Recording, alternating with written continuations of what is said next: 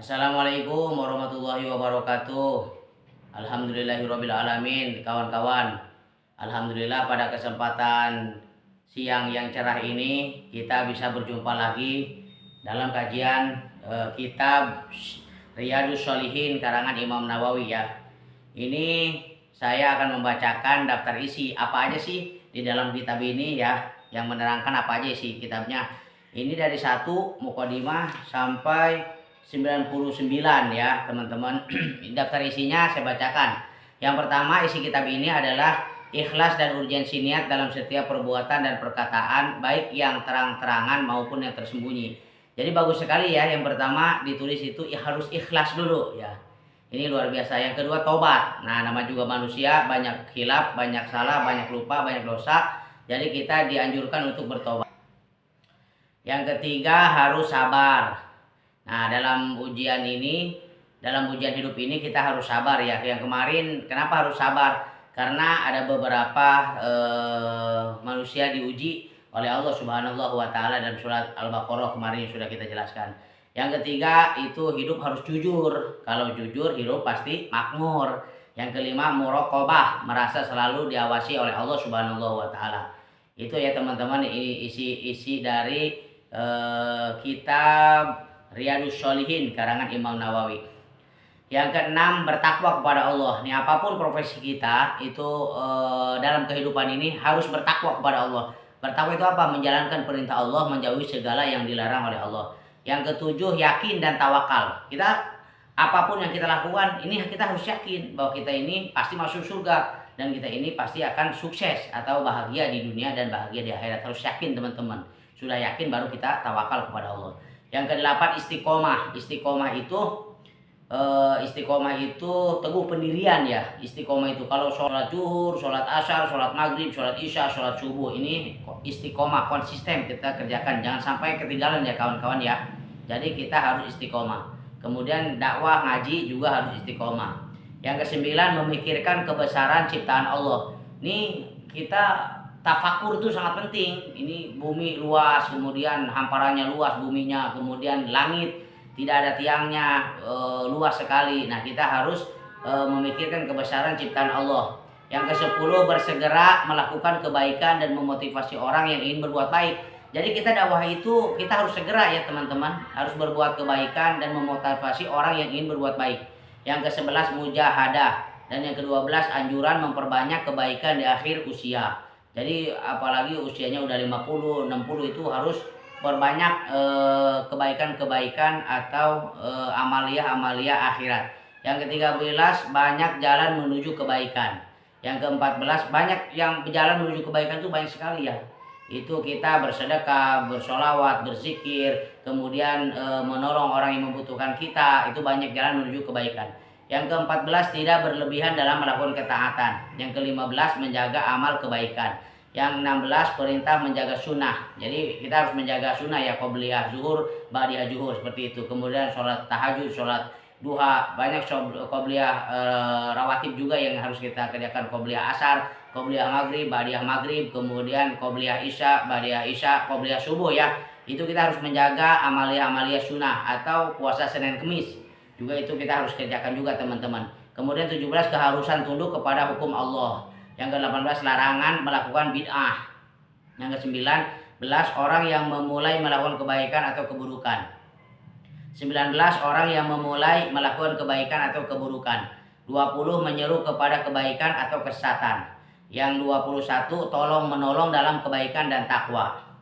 Yang 24, nasihat. Nah, kita harus saling memberikan nasihat, menasihati supaya hidup kita itu benar dan lurus. 23, amar ma'ruf dan nahi munkar. Yang 24, hukuman berat bagi orang yang perbuatannya berbeda dengan ucapannya. Yang ke-25, perintah melaksanakan amanah. Kemudian 26, larangan berbuat zalim dan perintah mengembalikan hak yang terzalimi. 27, menjunjung kehormatan kaum muslimin. Larangan berbuat zalim dan perintah mengembalikan hak yang terzalimi. 27, menjunjung kehormatan kaum muslimin, penjelasan tentang hak mereka dan belas kasih kepada mereka. 28, menutupi aib kaum muslimin dan larangan menyebar luaskannya. 29, memenuhi kebutuhan kaum muslimin. 30 syafaat memberi pertolongan. 31 mendamaikan orang yang bersengketa. 32 keutamaan kaum lemah, fakir dan miskin. Belas kasih kepada anak yatim. 33 belas kasih kepada anak yatim. 34 berpesan baik kepada kaum wanita. 35 hak suami yang harus dipenuhi oleh istri. 36 memberi nafkah kepada keluarga. 37 menginfakkan sesuatu yang disenangi dan yang baik. 38 keharusan mendidik keluarga agar taat kepada Allah. 39 hak tetangga. 40 berbakti kepada kedua orang tua. 41 durhaka kepada orang tua. 42 berbuat baik kepada keluarga. 43 keutamaan keluarga Rasulullah Shallallahu Alaihi Wasallam. 44 menghormati ulama, orang tua dan orang yang memiliki keutamaan. 45 berkunjung dan bergaul dengan orang solih. 46 keutamaan cinta dan anjuran untuk saling mencintai karena Allah. 47 bukti cinta Allah kepada hamba.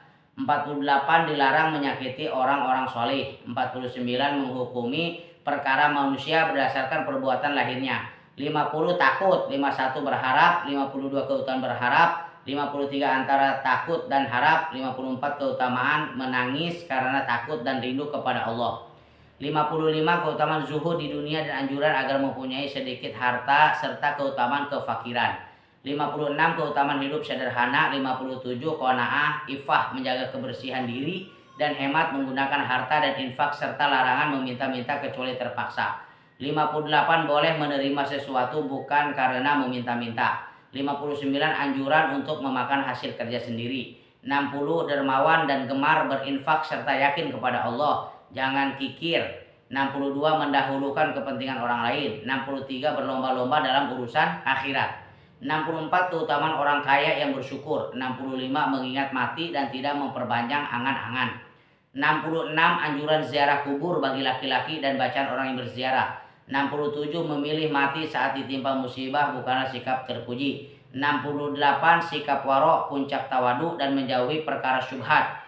69 anjuran untuk menjauhkan diri dari masyarakat yang rusak. 70 keutamaan berinteraksi dengan masyarakat. 71 tawadu kepada sesama muslim.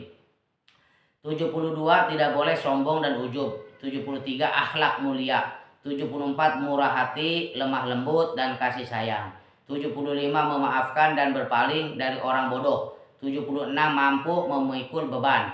77 marah ketika hukum Allah dilanggar. 78 kewajiban para pemimpin. 79 pemimpin yang adil. 80 kewajiban mentaati pemimpin selama tidak dalam maksiat. 81 larangan meminta dan meninggalkan jabatan. 82 seruan kepada para pemimpin agar mengangkat pendamping yang solih. 83 larangan memberikan jabatan kepada orang yang memintanya. 84 malu dan keutamaannya, menjaga rahasia. 86 menepati janji. 87 menjaga tradisi yang baik. 88 berkata baik dan berwajah berseri. 89 anjuran untuk berbicara dengan jelas. 90 kewajiban mendengarkan pembicaraan yang tidak diharamkan. 91 tidak berlebihan dalam memberi nasihat. 92 hidup tenang dan bersahaja. 93 anjuran untuk mendatangi sholat, majelis ilmu dan ibadah lainnya dengan tenang.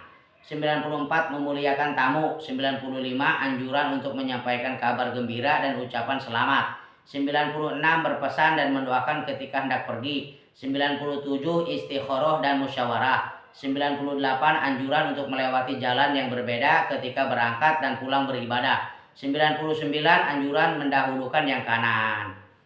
Itu ya teman-teman, isi atau daftar isi atau mukadimah isi kitab dari Riyadhus Shalihin.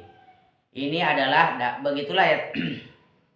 Ini adalah daftar isi Riyadhus Shalihin ya teman-teman, dari 1 sampai 99. Insyaallah berikutnya kita bahas, ketemu lagi dengan kajian Mu'alimin. Usikum binafsi wa taqwallah. Wassalamualaikum warahmatullahi wabarakatuh.